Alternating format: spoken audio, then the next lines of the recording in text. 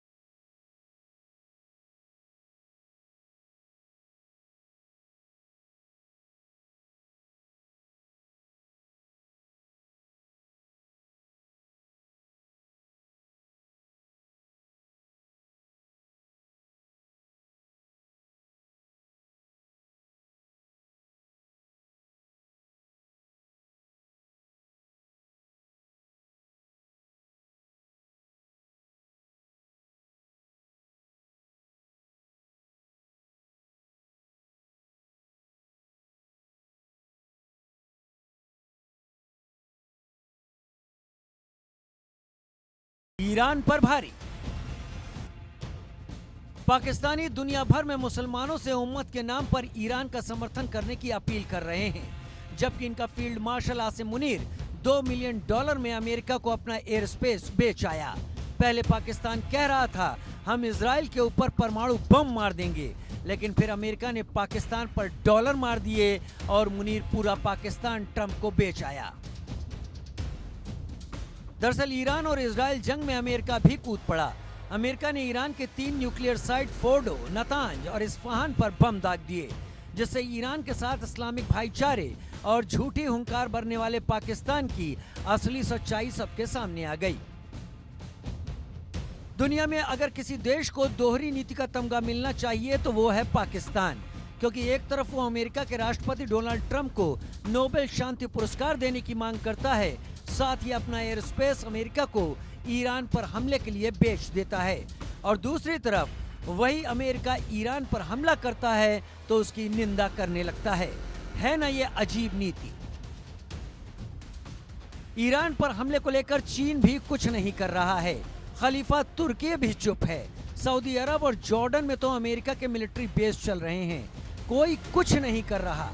बहुत हुआ तो कड़ी निंदा बोला जा रहा है, यानी 57 मुस्लिम देशों में 56 चुप्पी साधे बैठे हैं, जो हो रहा है उसे बस देख रहे हैं।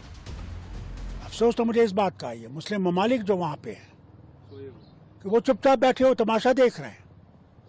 आज इसका हाल यह है, कल दूसरों का भी हाल होगा। मैं आपको बता देता हूँ, कल दूसरे भी इसमें आएंगे और अमेरिका उनको भी ख़त्म करने की कोशिश करेगा, जो आज खामोश है। मगर मुझे पूरा यकीन है कि उनकी बारी आएगी, ज़रूर आएगी।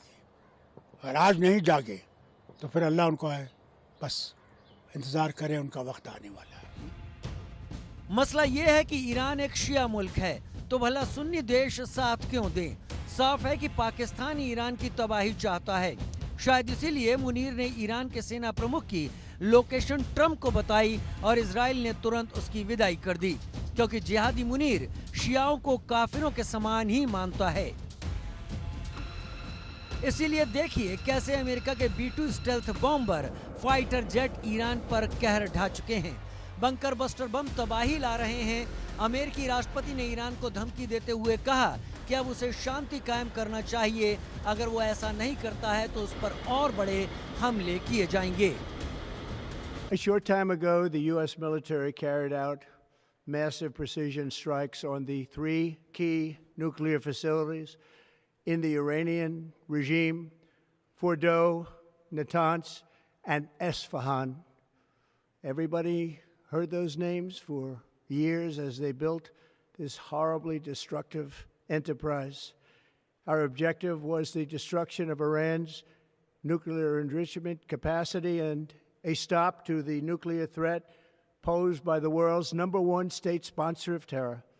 Tonight, I can report to the world that the strikes were a spectacular military success.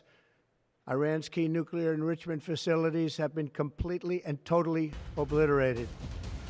सवाल ये भी कि क्या मुनीर और पाकिस्तान ने जानबूझकर यूएस का साथ दिया, ये सोचकर कि इस्लामिक देशों में सिर्फ वो अकेला परमाणु शक्ति बना रहे? ईरान ने तो पाकिस्तान का समर्थन हर वक्त किया। क्या यही दोगलापन पाकिस्तान पर भारी पड़ेगा? Bureau report, India news.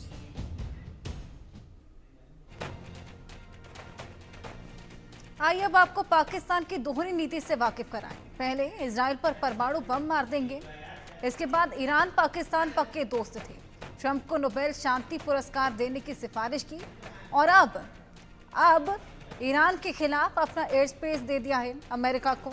Munir America गए, पैसों को लेकर डील हुई, ईरान से दुश्मनी मोल ले ली। अब अमेरिका ईरान पर हमला करता है तो उसकी निंदा करने लगता है।